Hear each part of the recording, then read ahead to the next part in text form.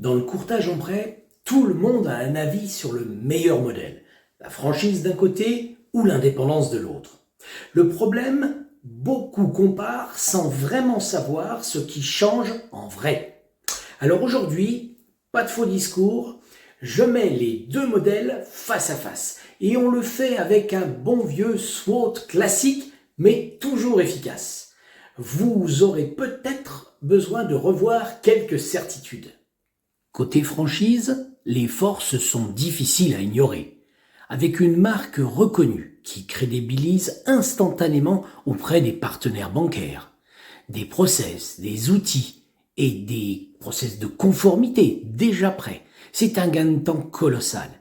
Des partenariats bancaires connus et référencés, donc plus d'acceptation potentielle. Enfin, un accompagnement réel sur la formation, l'animation, la montée en compétences continues, sans oublier une visibilité marketing incomparable avec celle d'un indépendant. Les faiblesses existent évidemment. Tout d'abord, on peut parler du droit d'entrée et des redevances qui peuvent freiner certains candidats. Un cadre plus structuré, parfois perçu comme une contrainte.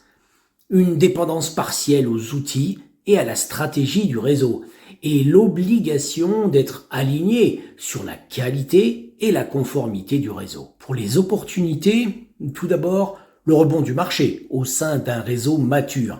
C'est un gage d'une capture plus rapide de la demande. Le besoin croissant d'accompagnement humain face à la complexité bancaire. La professionnalisation du secteur engendre un avantage au réseau structuré de manière évidente, et le développement des multisites, des mandataires, la diversification patrimoniale sont un atout, sans compter la hausse du taux d'équipement en termes d'assurance, de prêts professionnels, conso, favorisant le développement. Et les menaces dans tout ça?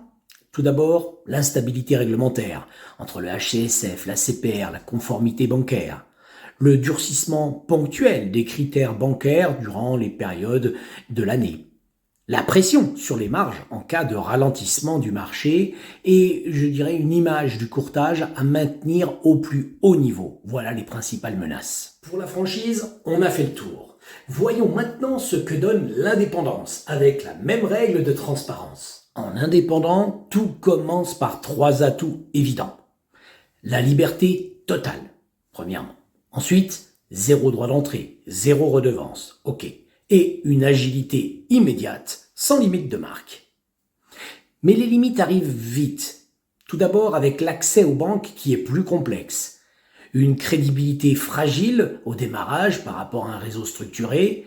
Et en fait, tout est à créer. L'image, le marketing, le CRM, la conformité, les outils et la dépendance complète à son propre réseau relationnel. Les opportunités existent évidemment, on retrouve un marché en reprise, donc source de plus de demandes, la possibilité de se spécialiser dans un domaine particulier comme l'investissement, le prêt professionnel, pour se différencier, une évolution vers des mandataires, des micro-réseaux au fil du temps. Les menaces sont lourdes et pèsent d'autant plus sur vos épaules, avec un marché qui s'est considérablement structuré en franchise depuis 15 ans, une réglementation qui est exigeante, une fragilité financière en cas de ralentissement, des marges sous pression des banques et des partenaires sans réel contrepoids car vous êtes seul. Alors, franchise ou indépendant?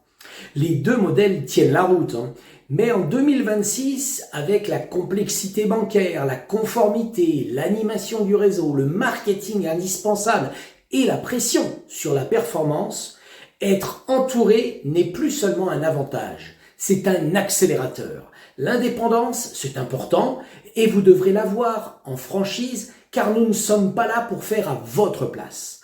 L'indépendance portée par un réseau comme vous financez, c'est ce qui permet vraiment de performer dans le courtage moderne. C'est tout le sens d'une franchise comme vous financez. À bientôt.